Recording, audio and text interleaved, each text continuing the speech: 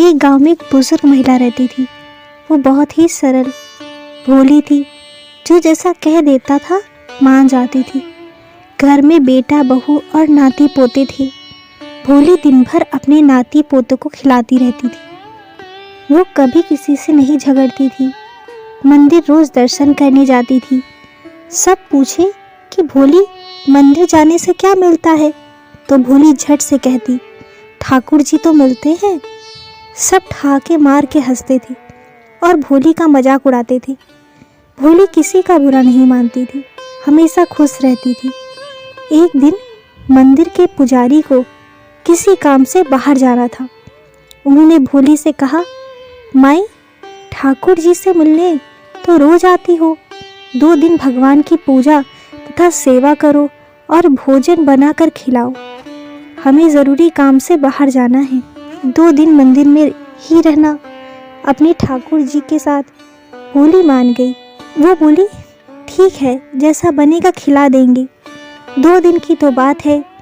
ठाकुर जी की बात थी, भोली कैसे मना करती। रोज मिलने भी जाती थी। भोली भगवान को मूर्ति नहीं, इंसान की तरह समझती थी। हमेशा पुजारी जी से कहती थी, आप बहुत काम करते हैं। भगवान को रोज नहलाना, कपड़े पहनाना, फिर खाना बनाकर खिलाना। भगवान से कह दो अपना काम खुद करे। दिन भर सजे बैठे रहते हैं। पुजारी जी जानते थे कि ये तो भोली है, इसको कैसे समझाया जाए। पुजारी जी भी हंसकर रह जाते थे।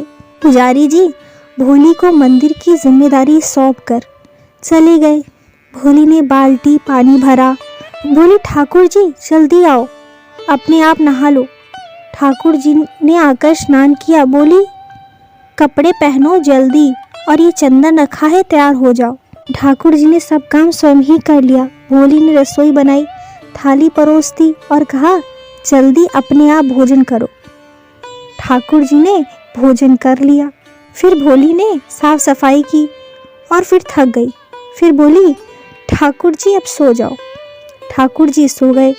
भोली भी वहीं बैठ गई। जब ठाकुर जी सो गए तो वो भी आराम करने कमरे में चली गई। इसी तरह 2 दिन बीत गए। पुजारी जी जब आए तो भोली से पूछा, हमारे ठाकुर जी की सेवा अच्छी तरह से की है ना? भोली बोली, हमने तो ठाकुर जी का बस भोजन बनाया। ठाकुर जी ने अपने सारे काम स्वयं किए।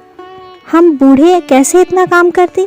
भोली बोली, हम बहुत थक गए हैं, अपने घर जा रहे हैं। पुजारी जी को भोली की बात पर विश्वास नहीं हुआ। बोली, भोली माई, 1 दिन और काम कर दो, फिर चली जाना अपने घर। हम भी बहुत थके हुए हैं, 1 दिन आराम कर ले तो ठीक रहेगा। भोली किसी तरह मान गई। भोली फिर वैसे ही ठाकुर जी को बुलाने लगी, जैसे पहले बुलाया था। पुजारी जी छुपकर सब देख रहे थे। ठाकुर जी आए और अपने आप स्नान करने लगे।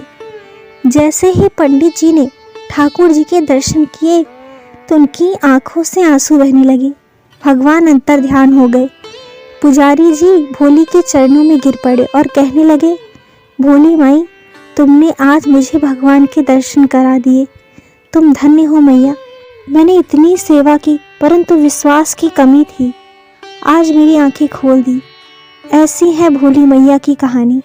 जो भगवान को पाना चाहते हैं तो छल कपट का त्याग करें, अन्यथा किसी भोली भगत के साथ हो जाए, भगवान तो मिल ही जाएंगे, क्योंकि भगवान को छल कपट नहीं भाता। जय श्री राधे।